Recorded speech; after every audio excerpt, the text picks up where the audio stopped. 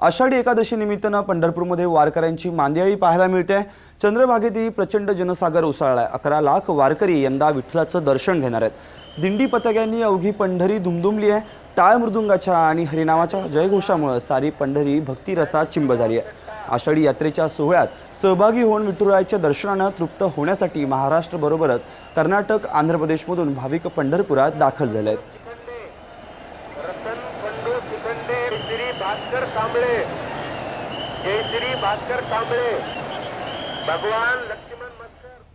सपत्नीक मुख्यमंत्र्यांच्या हस्ते विठ्ठलाची शासकीय महापूजा संपन्न झाली। सपत्नीक मुख्यमंत्र्यांनी विठ्ठलाची महापूजा केली। यावेळी राज्यातील दुष्काळाचं सावट दूर होऊ दे असे साकडं त्यांनी विठ्ठलाला घातलं। आजचा क्षण माझ्यासाठी अविस्मरणीय आहे अशी भावना देवेंद्र फडणवीस यांनी व्यक्त केली। अमृता फडणवीस यांनीही राज्यातील जनतेला आनंदी ठेव असं विठ्ठलाला साकडं घातलं।